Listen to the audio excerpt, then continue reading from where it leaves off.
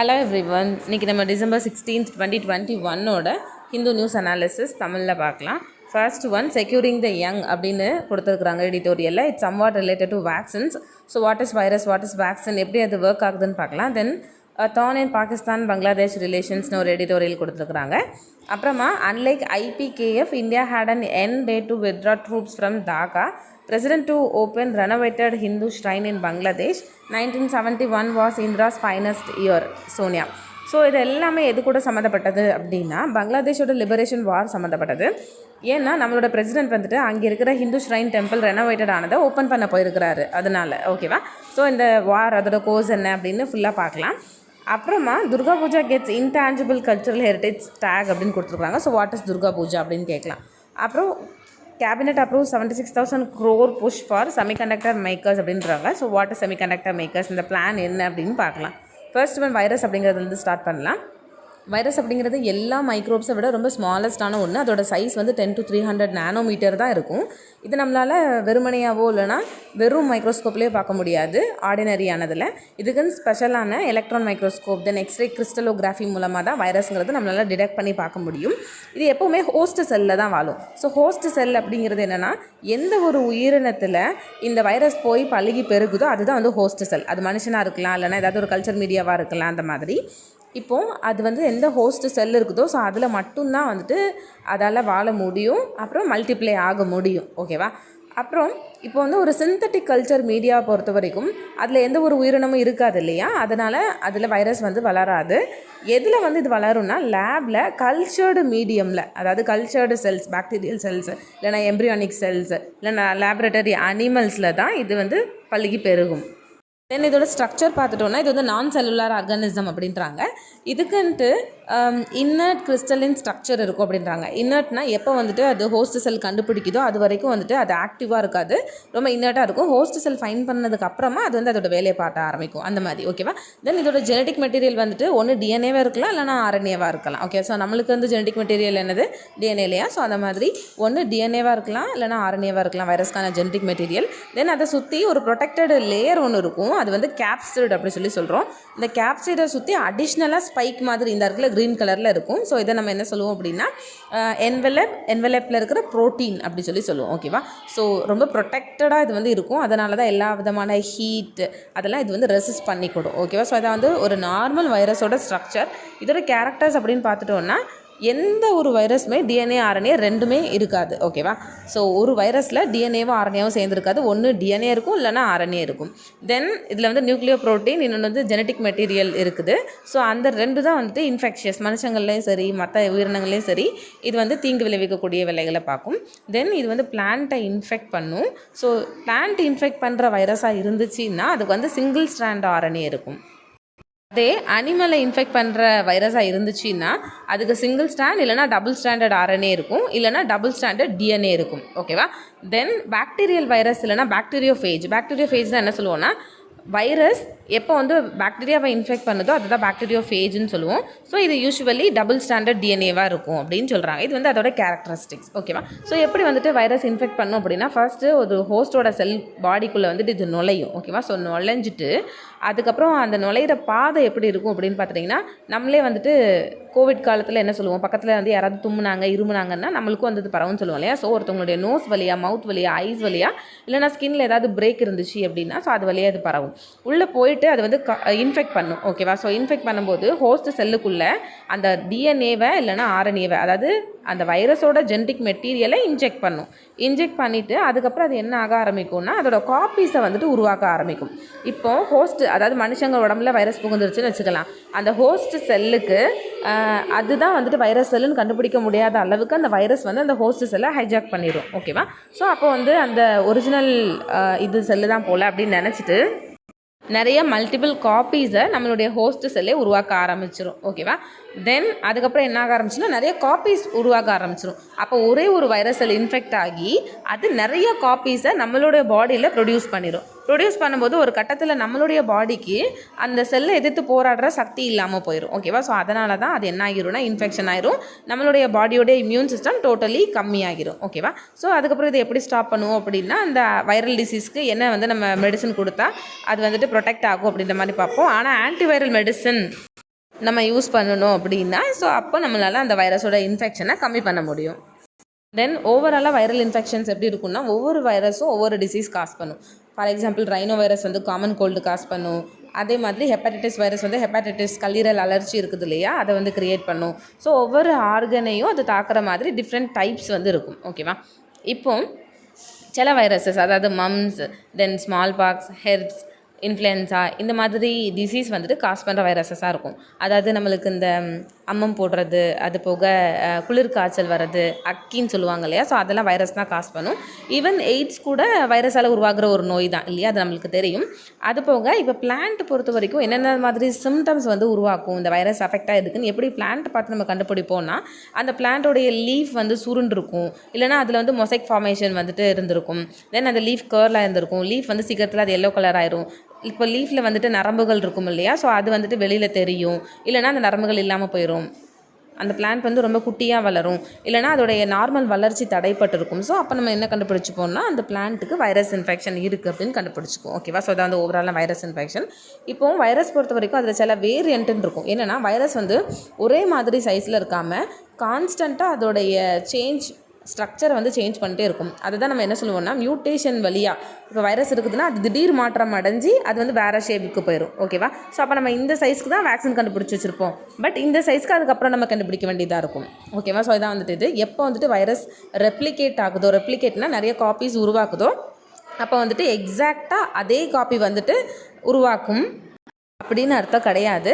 எப்போ அது ரெப்ளிகேட் ஆகுதோ அப்போ எக்ஸாக்டான காப்பீஸ் தவிர எக்ஸ்ட்ரா காப்பீஸும் வேறு மாதிரி சைஸில் உருவாக்கும். அதனால தான் அது வந்து மியூட்டேஷன் வழியாக நிறையா வேரியண்ட் வந்து க்ரியேட் பண்ணுது. இப்போ மியூட்டேஷன் அப்படிங்கிறது வைரலோட ஜெனட்டிக் சீக்வன்ஸில் ஏற்படுற அந்த திடீர் மாற்றத்தால் உருவாகிறத தான் நம்ம வந்துட்டு வேரியண்ட்டுன்னு சொல்லுவோம். அந்த திடீர் மாற்றத்தை நம்ம மியூட்டேஷன் அப்படி சொல்லுவோம். ஓகேவா?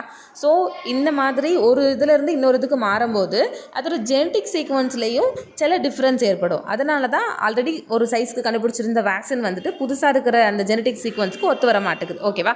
ஸோ இப்போ எந்த வேரியண்ட் வந்துட்டு கொஞ்சம் மக்களுக்கு தீங்கு விளைவிக்குதோ அதை வந்துட்டு என்ன சொல்லுவாங்கன்னா ஃபஸ்ட்டு வேரியண்ட் ஆஃப் கன்சர்ன் அப்படின்ற மாதிரி சொல்லியிருப்பாங்க. ஸோ இப்போ ஒமிக்ரானே WHO என்ன சொல்லியிருப்பாங்கன்னா வேரியண்ட் ஆஃப் கன்சர்ன் அப்படி சொல்லியிருப்பாங்க. சரியா? தென் இப்போ கோவிட்லேயே நிறையா வேரியண்ட் இருக்குது ஒவ்வொரு ஊர் பொறுத்த வரைக்கும். ஸோ அந்த வேரியண்ட் வந்துட்டு நம்ம தெரிஞ்சு வச்சுக்கணும். சரியா? அப்புறம் வேக்சின் ஏன் வந்துட்டு நம்ம வேக்சின் போடுறோம் அப்படின்னா ஆக்சுவலி வைரல் அப்படின்னு பார்க்கும்போது இப்போ நம்மளுக்கு சளி பிடிச்சிருந்தாலுமே அதுக்கு வந்துட்டு மருந்து கிடையாது. அந்த சளி பிடிச்சது நம்ம இருமுறதுனால நம்மளுடைய உள் பார்ட்ஸ்லாம் இன்ஃபெக்ட் ஆகிடக்கூடாதுங்கிறதுக்காக தான் ஆன்டிபயோட்டிக் கொடுப்பாங்க. எப்படினாலும் அந்த சளி பிடிச்சது வந்துட்டு 1 வீக் இருக்க தான் செய்யும். ஓகேவா?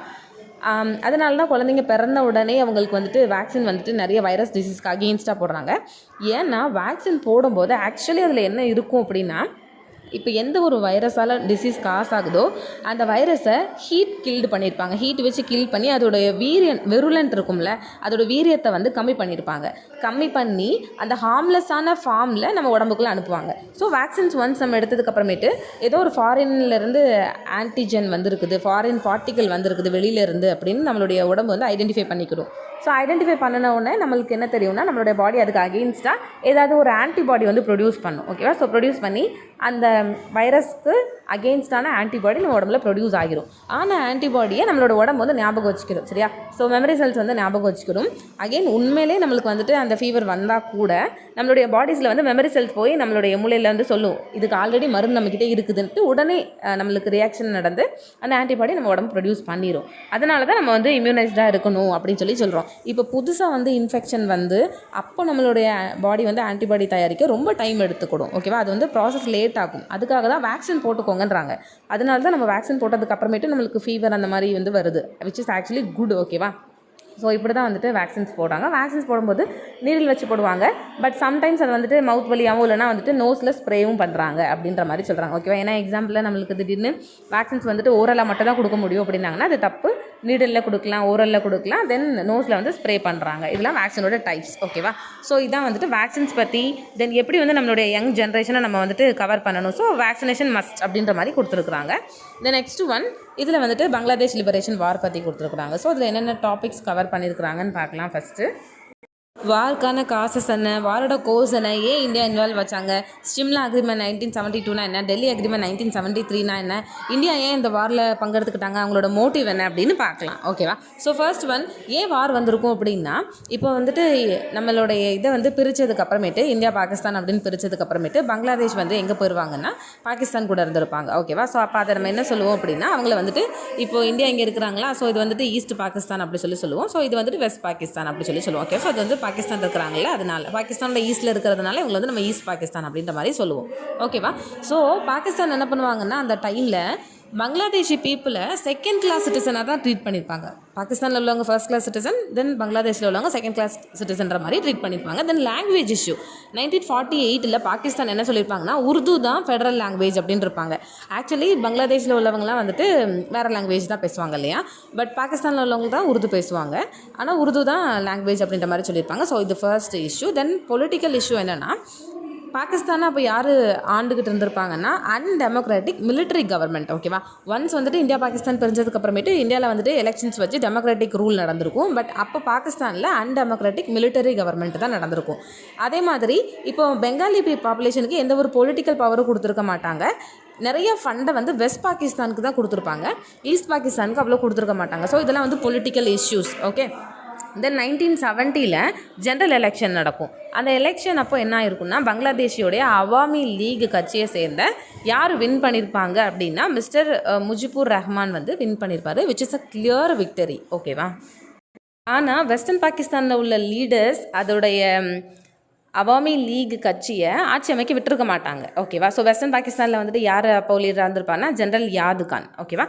சாரி, யஹ்யா கான். ஸோ அந்த யஹ்யா கான் வந்துட்டு பங்களாதேஷில் அப்போதைக்கு இருந்த அந்த ஈஸ்ட் பாகிஸ்தானில் இவரை வந்துட்டு முஜிபுர் ரஹ்மானை ஆட்சி அமைக்க விட்டுருக்க மாட்டாங்க. அதுதான் மேஜர் இஷ்யூவாக நடந்திருக்கும். அதுவும் போக 25 மார்ச் அப்போ ஆப்ரேஷன் சர்ச் லைட் அப்படின்னு ஒன்று வேறு அவர் அனௌன்ஸ் பண்ணிடுவார். ஸோ இது என்னென்னா, பங்களாதேஷில் நேஷ்னலிஸ்ட் மூமெண்ட் வந்து அப்போ போயிட்டுருக்கும். ஸோ அதை வந்து ஒடுக்கணும், அதே மாதிரி அங்கே இருக்கிற பீப்புளை வந்துட்டு அடிப்பணியை வைக்கணும். தென் பங்களாதேஷ் பொறுத்த வரைக்கும் ஸோ அங்கே யாரெல்லாம் எதிர்த்து போராடுறாங்களோ அவங்களெல்லாம் வந்துட்டு கொல்றது. ஓகேவா? ஸோ ஜெனோசைட்லாம் பண்ண ஆரம்பிச்சிருப்பாங்க. ஸோ அதுதான் வந்து ஆப்ரேஷன் சர்ச் லைட். இது யார் வந்து யார் மேலே விதிச்சிருப்பாங்கன்னா பாகிஸ்தான் வந்துட்டு இப்போ இருக்கிற பங்களாதேஷ் மேலே விதிச்சிருப்பாங்க. ஓகேவா? ஸோ அதுக்கப்புறம் வந்துட்டு நிறைய சண்டை நடந்துகிட்டே இருக்கும். அப்போ தான் வந்துட்டு யோசிப்பாங்க அந்த பாகிஸ்தானில் உள்ளவங்க, ஓகே இண்டிபெண்டன்ஸ் கொடுத்தா தான் சரியாக வரும் அப்படின்ட்டு இண்டிபெண்டன்ஸ் வந்து டிக்ளேர் பண்ணிடுவாங்க. ஓகேவா? ஸோ ஆப்ரேஷன் சர்ச் லைட் அப்படின்னு பார்க்கும்போது அந்த சர்ச் லைட் மூலமாக முஜிபுர் ரஹ்மானுக்கு பாகிஸ்தான் மேலே இருந்த ஒரு நம்பிக்கை வந்து போயிடும். ஓகேவா? அதுக்கப்புறம் 26 மார்ச் 1971 அப்போது இந்த முஜிபுர் ரஹ்மான் என்ன பண்ணுவார்னா பங்களாதேஷ்க்கு இண்டிபெண்டன்ஸ் அப்படின்ற மாதிரி அறிவிச்சிருவார். ஓகேவா? ஸோ அதனால் அதுலேருந்து அப்போ வார் ஸ்டார்ட் ஆக ஆரம்பிக்கும். தென் கோர்ஸ் ஆஃப் வார் என்ன அப்படின்னு பார்த்துட்டிங்கன்னா, ஃபர்ஸ்ட் இனிஷியலாக இந்தியா வந்து அந்த வாரில் நம்ம தொடர்பே பட்டிருக்க மாட்டோம். ஓகேவா?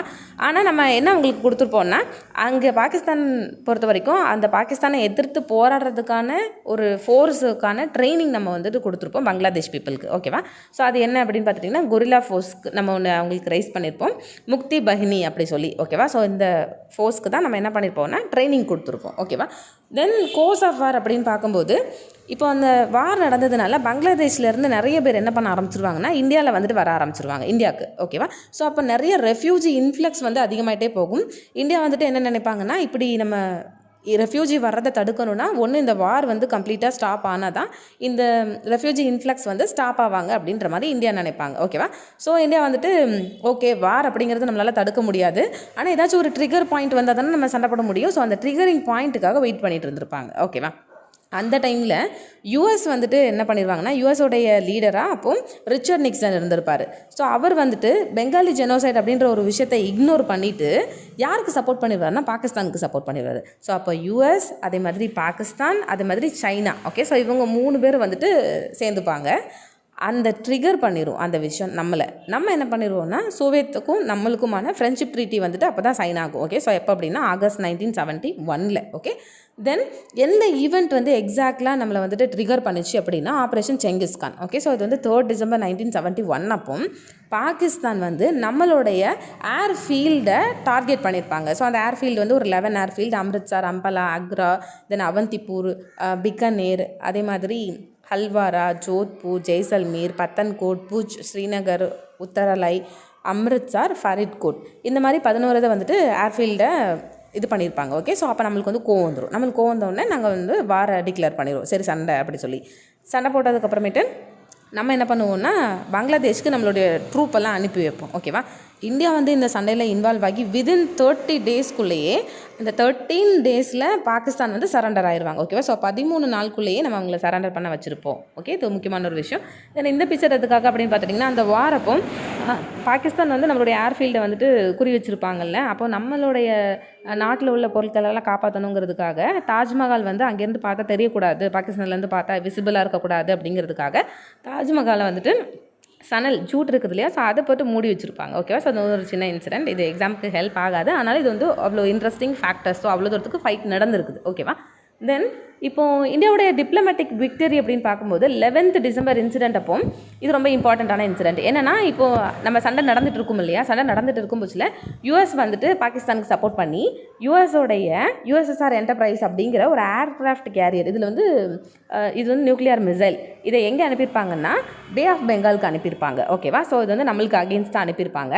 ஆனால் 13th டிசம்பர் அப்போ சோவியத் யூனியன் என்ன பண்ணுவாங்கன்னா அவங்களோட வார்ஷிப்பை நம்மளுக்கு ஃபேவராக அனுப்பியிருப்பாங்க. யாரை எதிர்த்து போராடுறதுக்காகனா யூஎஸ் எதிர்த்து போராடுறதுக்காக. ஓகேவா, ஸோ அந்த டைமில் நம்மளுக்கு வந்துட்டு யூஎஸ்க்கு பதிலாக யூஎஸை எதிர்த்து போராடுறதுக்கு நம்மளுக்கு சோவியத் யூனியன் ரொம்ப ஹெல்ப் பண்ணியிருப்பாங்க. ஓகேவா, ஸோ அதனால தான் நம்ம வந்து எப்போவுமே ரஷ்யாவுக்கும் நம்மளுக்குமான ரிலேஷன்ஷிப் பற்றி பார்க்கும்போது நம்ம வந்துட்டு இந்த வேர்டு அதிகமாக யூஸ் பண்ணுவோம், long standing then time tested partner அப்படிம்போம். ஓகே, ஸோ நம்மளுடைய ஹார்டான சிச்சுவேஷன்ஸில் நம்ம கூட யார் இருந்திருக்காங்கன்னா சோவியத் யூனியன் இருந்திருக்கிறாங்க. ஓகேவா, ஸோ அது வந்து ரொம்ப முக்கியமான ஒரு விஷயம்.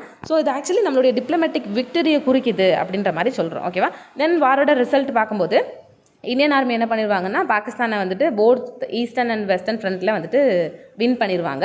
அப்புறம் பங்களாதேஷை வந்து லிபரேட் பண்ணிடுவாங்க, விடுதலை பண்ணிடுவாங்க. தென் பாகிஸ்தான்லேயுமே ஒரு 15,010 கிலோமீட்டர் வந்துட்டு நம்ம அவங்கள கேப்சர் பண்ணிடுவோம். ஓகேவா, ஸோ அதுக்கப்புறமா சிம்லா அக்ரிமெண்ட் 1972, இந்த அக்ரிமெண்ட்டில் என்ன இருக்குன்னா 2 பேருக்கு நடுவில் சைன் பண்ணியிருப்பாங்க. ஒன்று Indian prime minister Indira Gandhi, இன்னொன்று பாகிஸ்தானோட பிரைம் மினிஸ்டர் ஜுல்ஃபிர் கான் புத்தோ.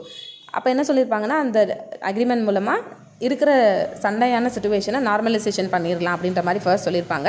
தென் ஃப்யூச்சரில் என்ன ப்ராப்ளம் வந்தாலும் அதை வந்துட்டு பைலேட்ரல் டைலாக்ஸ் மூலமாக தான் சரி பண்ணணும், சண்டை எதுவும் வந்து போட்டுக்கக்கூடாதுன்ற மாதிரி சொல்லியிருப்பாங்க.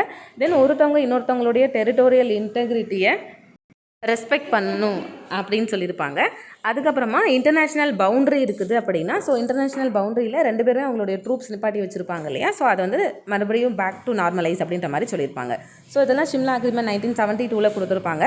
ஆனாலும் இதில் சில கிரிட்டிசிசம் உண்டு. ஏன்னா இந்தியாவுக்கு வந்து அந்த டைமில் பெரிய அட்வான்டேஜ் இருந்துச்சு. பாகிஸ்தானில் ஒரு 15,000 கிலோமீட்டர் வந்து நம்ம ஆக்கியபை பண்ணியிருக்கிறோன்னா, ஸோ அதில் டோட்டலாக நம்மளுக்கு எவ்வளோ பெனிஃபிட்ஸ் நம்மளால் எடுக்க முடியுமோ அவ்வளோ தூரத்துக்கு அதை வந்து கேபிட்டலைஸ் பண்ணிக்கல நம்ம அப்படின்ற மாதிரி சொல்கிறாங்க. இன்னொன்று பார்டர் இஷ்யூக்கான பெர்மனன்ட் சொல்யூஷனை வந்துட்டு பெற இந்த அக்ரிமெண்ட் வந்துட்டு தவறிடுச்சு. ஏன்னா இன்னமும் கூட பார்டர் டென்ஷன்ஸ் இருக்குது இல்லையா, அதை சொல்கிறாங்க.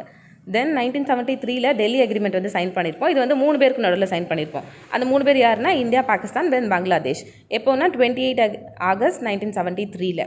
ஸோ அப்போ வந்துட்டு எல்லா சைட்லேயுமே வந்துட்டு போர்க்கால கைதிகளை வந்துட்டு பிடிச்சு வச்சுருப்பாங்கல்ல, ஸோ அவங்களெல்லாம் அவங்ககிட்ட கொடுத்துடலாம் அப்படின்ற மாதிரி இந்த டெல்லி அக்ரிமெண்ட்டில் சைன் பண்ணியிருப்பாங்க. ஓகேவா, தென் இந்த வாரோடைய ஏன் இந்தியா வந்து பங்கெடுத்தாங்க, இந்தியாவோட மோட்டிவ் என்ன எக்ஸாக்ட்லி, நம்மளுக்கு வந்துட்டு ஸ்ட்ராட்டஜிக் மோட்டிவ் இருந்துச்சா இல்லைனா ஹியூமன் மோட்டிவ் மட்டும்தான் இருந்துச்சா அப்படின்னா அந்த கொஷனுக்கு வந்து ஆன்சர் பண்ணுறது ரொம்ப கஷ்டம்.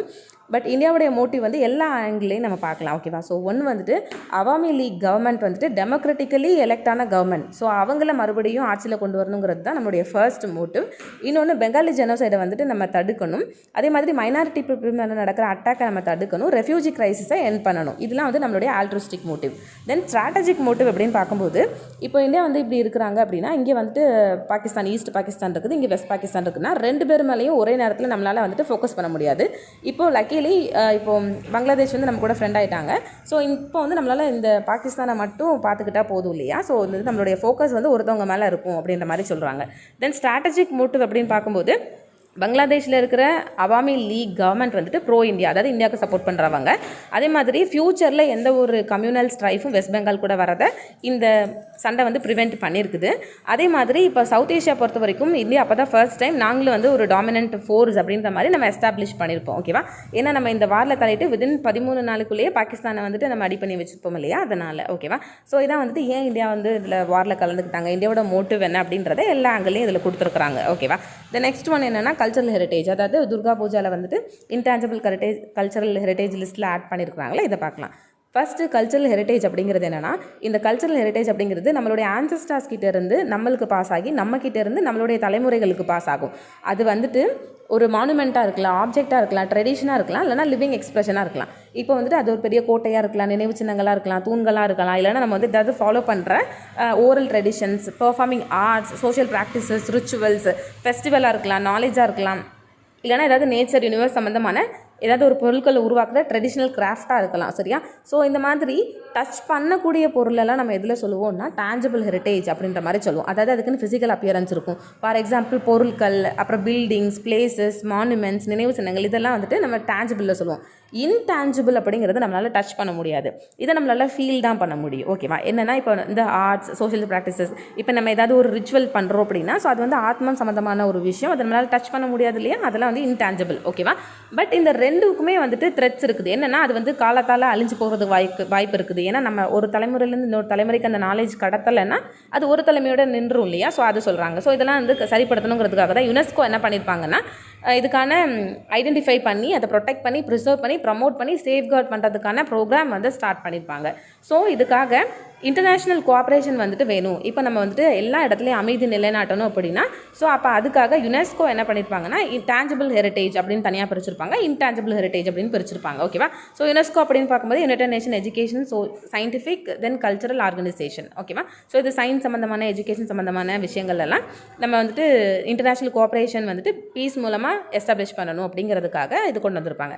டேஞ்சபிள் ஹெரிட்டேஜ் அப்படிங்கிறது எதெல்லாம் வந்துட்டு அர்ஜென்ட் நீடில் இருக்குதோ ஸோ அதெல்லாம் வந்துட்டு நம்ம கன்சர்வ் பண்ணணும் அப்படிங்கிறதுக்காக 1972 கொண்டு வந்திருப்பாங்க. இதெல்லாம் டேஞ்சபிளான இந்த பொருட்களுக்காக கொண்டு வந்திருப்பாங்க. ஓகேவா? தென் இன்டேஞ்சபிள் ஹெரிட்டேஜ் அப்படிங்கிறது வந்துட்டு யுனெஸ்கோ என்ன பண்ணுவாங்கன்னா ஒரு கன்வென்ஷன் கீழே ரெகக்னைஸ் பண்ணுவாங்க. இதெல்லாம் வந்துட்டு இன்டேஞ்சபிள் கல்ச்சரல் ஹெரிட்டேஜ், அதெல்லாம் எதை நம்ம வந்து ஐடென்டிஃபை பண்ணி சேவ் பண்ணணும் அப்படிங்கிறதுக்காக கொண்டு வருவாங்க. ஸோ இதில் வந்து practices, representation, expression, knowledge, skill அதெல்லாம் வந்து இதில் வரும். ஓகேவா? ஸோ இப்போ ஃப்யூச்சர் ஜென்ரேஷன்ஸ்க்கும் இப்போ இருக்கிற நாலேஜை ப்ரிசர்வ் பண்ணி அவங்களுக்கும் டிரான்ஸ்மிஷன் பண்ணணும், நம்மளுடைய முன்னோர்களுடைய அறிவை நம்ம ரெனியூ பண்ணணும் அப்படிங்கிறது தான் இதோடைய நோக்கம். ஓகேவா? இது போக இதில் வந்து இன்ஸ்ட்ருமெண்ட்ஸ், ஆப்ஜெக்ட்ஸ், ஆர்டிஃபேக்ட்ஸ், தென் கல்ச்சரல் ஸ்பேசஸும் இந்த இன்டேஞ்சபிள் ஹெரிட்டேஜ் சைட்டில் அடங்கும். இப்போ ஒரு ட்ரைபல் பீப்புள் இருக்கிறாங்கன்னா ஸோ அவங்க ஏதாவது ஒரு ஆப்ஜெக்ட் வந்து யூஸ் பண்ணுறாங்கன்னா ஸோ அதுவும் வந்துட்டு இந்த இன்டேஞ்சபிள் ஹெரிட்டேஜில் சேரும் அப்படின்றாங்க. ஓகேவா? ஸோ இது வந்து நம்ம 5 கேட்டகரியில் பிரிக்கலாம். ஒன்று வந்துட்டு ஓரல் ட்ரெடிஷன், அதாவது நம்மளுடைய எக்ஸ்பிரஷன், நம்மளோட லாங்குவேஜை யூஸ் பண்ணி நம்ம என்ன பண்ணுறோம் அப்படிங்கிறது. இன்னொன்று வந்து ஆர்ட் பெர்ஃபார்மிங் பண்ணுறது, இன்னொன்று social practices, ritual, festival, event, இதெல்லாம். அது போக ஒருத்தவங்களோட knowledge practices, for example yoga, அது மாதிரி விஷயங்கள்லாம். ஓகே? தென் ட்ரெடிஷ்னல் கிராஃப்ட்மேன்ஷிப், இதெல்லாம் வந்துட்டு இந்த இதுக்கு கீழே வரும். ஓகேவா? அப்புறமா இப்போது அதில் வந்து 3 லிஸ்ட் இருக்குது இல்லையா? ஒன்று வந்துட்டு எதெல்லாம் வந்து அர்ஜென்ட்டான நீடில் இருக்குது, இதெல்லாம் சீக்கிரமாக நம்ம சேஃப்கார்ட் பண்ணணுங்கிறதுக்காக ஒரு லிஸ்ட் வச்சுருப்பாங்க. ஸோ இதில் வந்துட்டு அந்த கன்சர்ன்டு கம்யூனிட்டியும் ஸ்டேட் பார்ட்டிஸும் சேர்ந்து எதெல்லாம் நம்ம ஒரு கலைகள் அழிஞ்சு போகாமல் இருக்கிறதுக்கு அதை எப்படி நம்ம உயிர்ப்புடன் வச்சுக்கணும் அப்படிங்கிறதுக்கான லிஸ்ட் 1. இன்னொன்று வந்துட்டு மனிதநேயம் சம்மந்தமான லிஸ்ட்டெல்லாம் வந்துட்டு இந்த செகண்ட் ஒன்று வச்சுருப்பாங்க. அதாவது representative list of intangible cultural heritage of humanity அப்படின்னு வச்சுருப்பாங்க. ஓகே? ஸோ இதில் இப்போது நம்மளுடைய டைவர்சிட்டி பற்றி என்னென்ன அவேர்னஸ் மேக் பண்ணணும் அப்படின்றத பற்றிலாம் இதில் வச்சுருப்பாங்க. ஓகேவா? ஸோ நம்ம வந்துட்டு இப்போ இருக்கிற எல்லா நம்ம இந்தியாவை சேர்ந்த இன்டேஞ்சபிள் கல்ச்சரல் ஹெரிட்டேஜ் லிஸ்ட் எல்லாமே இந்த கேட்டகரிக்கு கீழே தான் வருது. ஓகேவா? தென் தேர்ட் ஒன் என்னென்னா குட் சேஃப் ஹெர்டிங் ப்ராக்டிசஸ். இப்போ ஏதாவது ஒரு ப்ரோக்ராம், ப்ராஜெக்ட், ஆக்டிவிட்டீஸ் இருக்குது ஸோ அதெல்லாம் வந்துட்டு நம்மளுடைய நேச்சரையும் சரி இல்லை நம்மளுடைய கல்ச்சரையும் சரி நம்ம வந்துட்டு நம்ம கன்சர்வ் பண்ணுற மாதிரி ஒரு ஐடியாவில் இருக்குது அப்படின்னா ஸோ அதெல்லாம் இதில் எதில் வரும்னா இந்த குட் சேஃப்கார்டிங் ப்ராக்டிசஸ் அப்படிங்கிறதுல வரும். ஓகேவா? ஸோ இந்த கன்வென்ஷனில் சில அப்ஜெக்டிவ் பிரின்சிபல்ஸ் கொடுத்துருப்பாங்க. ஸோ அதெல்லாம் வந்துட்டு சரி பண்ணுற மாதிரி, அதெல்லாம் ஃபாலோ பண்ணுற மாதிரி யார் பெஸ்ட் ப்ராக்டிசஸ் இருக்கிறாங்களோ ஸோ அவங்களெல்லாம் இந்த தேர்ட் லிஸ்ட்டுக்கு கீழே ரெஜிஸ்டர் பண்ணுவாங்க. ஓகேவா? ஸோ நான் ஆல்ரெடி சொன்ன மாதிரி இந்தியா பொறுத்த வரைக்கும் நம்மளோட எலமெண்ட் எல்லாமே இந்த 2வது கேட்டகரியை சேர்ந்தது தான். தென் துர்கா பூஜா வந்துட்டு இப்போ ரீசெண்டாக இந்த லிஸ்ட்டில் ஆட் பண்ணியிருக்கிறாங்க. ஸோ துர்கா பூஜா ரொம்ப ஃபேமஸாக எங்கே இருக்குன்னா கொல்கத்தாவில். ஓகேவா? ஸோ இதெல்லாம் வந்துட்டு இது வரைக்கும் நம்மக்கிட்ட என்னென்ன இந்த லிஸ்ட் 2ல் உள்ளதெல்லாம் இருக்குது அப்படின்ற ஒரு விஷயம். ஓகேவா? ஸோ இதில் வந்து கூதியாட்டம், தென் வேதிக் சாண்டிங், ராம்லீலா, இந்த மாதிரி நிறைய விஷயங்கள், சாவ் டான்ஸ், ட்ரைபல் டான்ஸ், அப்புறம் யோகா, கும்பமேளா, தென் துர்கா பூஜா இதெல்லாம் இருக்கும். இதெல்லாம் வந்து ஒரு டைம் பார்த்துக்கோங்க. ஓகேவா? தென் முக்கியமாக மணிப்பூரை சேர்ந்த சங்கீர்த்தனா. ஸோ இது ஒரு ரிச்சுவல் சிங்கிங், ட்ரம்மிங், டான்ஸிங். ஓகேவா? ஸோ இது வந்து இதில் ஆட் பண்ணியிருப்பாங்க. தென் துர்கா பூஜா பற்றி பார்க்கலாம். துர்கா பூஜா அப்படின்னு பார்க்கும்போது இது வந்து துர்கை இருக்கிறாங்களே, ஸோ அவங்களுக்கானது. ஸோ ஹிந்து பொறுத்த வரைக்கும் இவங்க வந்து ஒரு மதர் காடஸ், இவங்க வந்து ஃபார்ம்லெஸ் சுப்ரீம் பவர். ஓகேவா. ஸோ இந்தியா பொறுத்த வரைக்கும் ஸ்ட்ரீட் ஆர்ட் ஃபெஸ்டிவலில், கல்ச்சரல் கார்னிவலில் ஒரு பிக்கஸ்டான ஒரு ஃபெஸ்டிவல் எடுத்தோன்னா அது வந்து துர்கா பூஜா கண்டிப்பாக இருக்கும். நிறைய இடத்துல வந்துட்டு இது செலிப்ரேட் பண்ணுறாங்க. முக்கியமாக பெங்காலி பாப்புலேஷன் மோஸ்ட்லி எங்கே அதிகமாக செலிப்ரேட் பண்ணுவாங்கன்னா கொல்கத்தா, வெஸ்ட் பெங்காலில். ஓகேவா. தென் இப்போ ஆனுவல் ஃபெஸ்டிவல் அதை வந்து செலிப்ரேட் பண்ணுவாங்க. வருஷத்துக்கு செப்டம்பர் டு அக்டோபரில் 10 days வந்து இதை செலிப்ரேட் பண்ணுவாங்க. ஓகேவா. செப்டம்பர் இல்லைன்னா அக்டோபரில். தென் அதுக்கு முந்தின மந்த்லலாம் என்ன பண்ணுவாங்கன்னா சின்ன சின்ன ஆர்டிஸ்னல் ஒர்க் ஷாப் வந்து க்ரியேட் பண்ணுவாங்க. அப்போ வந்து இந்த துர்கா இருக்கிறாங்கள, ஸோ அவங்களோட இமேஜை, அவங்களோட ஃபேமிலியோட இமேஜை வந்துட்டு கங்கை ரிவர்லேருந்து களிமண் எடுத்து, ஸோ அதை அன்ஃபயர்ட், அதாவது அதை வந்து சுடாமல் அதுலேருந்து என்ன பண்ணுவாங்கன்னா இந்த மாதிரி சிற்பங்கள் பண்ணி அதுக்கு பெயிண்ட் பண்ணி வைப்பாங்க. ஸோ இது என்னது குறிக்குதுன்னா ரிலீஜியன், ஆர்ட் ரெண்டையும் கம்பைன் பண்ணுற இடமா இருக்குது. அப்புறம் அந்த ஃபெஸ்டிவல் முடிஞ்சவொடனே இந்த மாதிரி வாட்டரில் வந்துட்டு அந்த சிலை உருவங்களை வந்து விட்டுருவாங்க. ஓகேவா. ஸோ அதான் வந்து துர்கா பூஜா பற்றின ஒரு விஷயம். ஓகே. தென் லாஸ்ட் ஒன் என்னென்னா செமிகண்டக்டர் பற்றி கொடுத்துருக்குறாங்க. செமிகண்டக்டர் அப்படிங்கும்போது இது வந்து சிலிக்கானால் ஆன மெட்டீரியல். இப்போ இது வந்துட்டு இன்சுலேட்டர் அப்படிங்கிறத விட இது வந்துட்டு நல்லாவே வெப்பத்தை கடத்தும். ஆனால் பியூர் கண்டக்டரை விட கம்மியான இந்த எலக்ட்ரிசிட்டியை வந்து கடத்தும். ஓகேவா. ஸோ இதான் வந்து செமிகண்டக்டர்.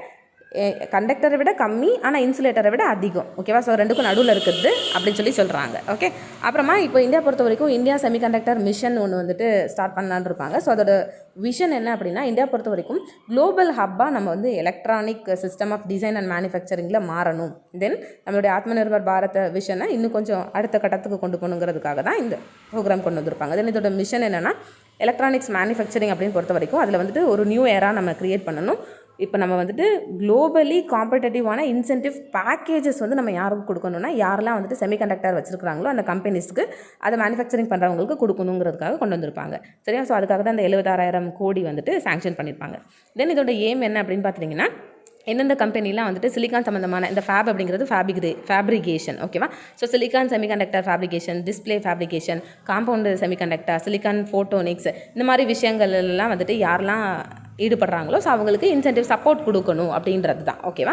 தென் இப்போ சப்போர்ட் கிடைக்கும்போது நிறைய பேர் என்ன பண்ணுவாங்க, இந்த கம்பெனிஸ் வந்துட்டு உருவாக்க ஆரம்பிப்பாங்க இல்லையா. அதனால ஸோ இந்த இன்சென்டிவ்ஸ் வந்து எதுக்காக அப்ரூவ் பண்ணுவாங்கன்னா ஒன்று வந்து ஃபேப்ரிகேஷன், இன்னொன்று டிஸ்பிளே ஃபேப்ரிகேஷன், செமிகண்டக்டர், இன்னொன்று செமிகண்டக்டர் லேபரட்டரி. ஓகேவா.